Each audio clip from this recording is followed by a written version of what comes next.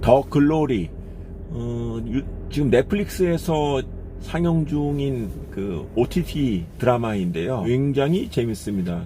동영상 보시는 분들도 추천을 드립니다. 아마 적지 않은 분들이 이미 보신 분도 계실 것이고, 각종 언론 보도상에서 혹은 그 이제 인터넷상의 여러 리뷰나 평점 이런 거 보면은 저랑 생각을 같이 하는 분이 굉장히 많더라고요.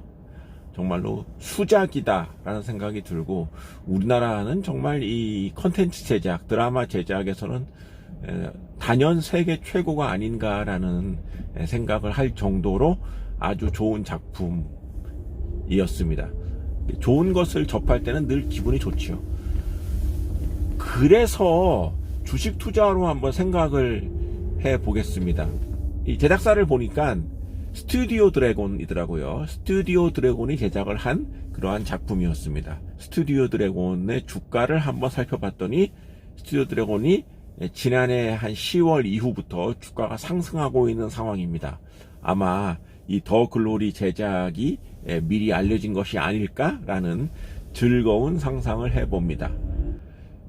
훌륭한 작품을 만들었기 때문에, 그리고 많은 사람이 공감을 얻었기 때문에 이 작품을 제작한 업체에도 관심이 가는 것, 당연한 얘기가 아니겠습니까? 는 CJ 계열입니다.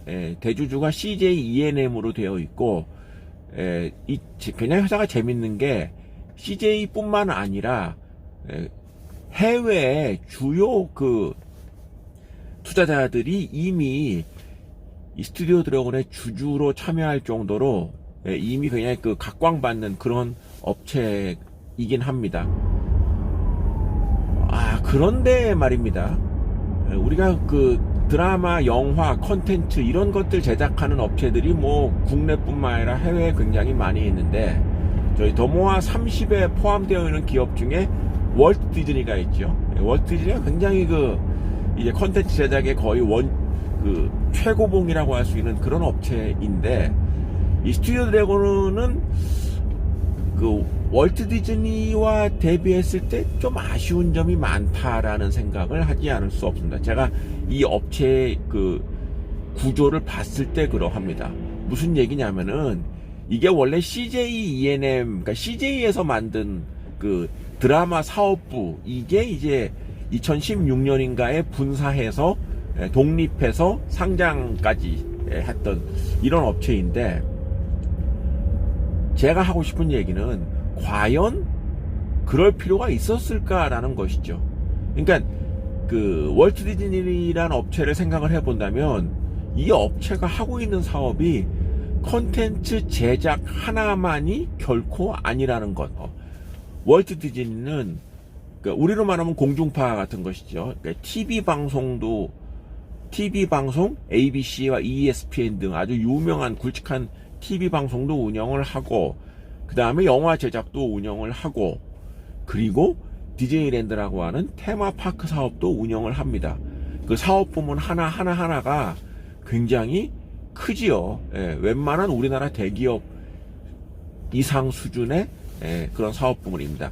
여기에 가장 최근에 디즈니 플러스라고 하는 OTT 사업 부문도 진출을 한 바가 있죠. 이 업체는 사업 부문을 하나씩 떼어보면은 한 4-5개 업체로 이렇게 상장이 될 수 있을 것입니다. 그러면 그랬을 때 디즈니 OTT, 디즈니랜드, 이런 식으로 ABC 방송 이런 식으로 만약에 이렇게 분리해서 상장을 했다면, 과연 각각 개별의 기업 가치가 시장에서 양호한 평가를 받을 수 있었을까라는 생각을 해봤을 때 결코 그렇지 않다라는 그런 결론을 낼 수가 있습니다. 왜냐하면은 많은 분들 아시겠지만 스튜디오 드래곤 같은 경우도 그렇죠. CJ ENM, 우리나라 CJ 그룹은 정말 우리나라의 영화뿐만 아니라 문화 산업을 이끄는 그런 대기업 아니겠습니까? 그런데 CJ에서 만들었다고 해서 모든 작품이 다 히트를 하느냐? 그건 아니지요. 히트작도 있고 또 망작도 있습니다. 그런 것들 하나하나 중에서 계속 사업을 영위하고 있고, 최근에는 망작보다 히트작이 많아지는 경향이 좀 두드러지게 드러나서 제가 2년 전에 CJ의 엔터 사업 부문에 좀 주목을 하자. 이번에 스튜디오 드래곤 같은 경우를 생각을 해본다면은 그런 생각이 드는 것이죠.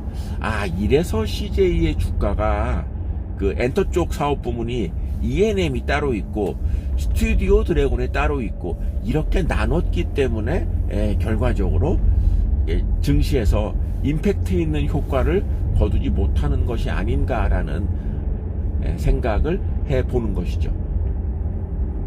왜냐하면은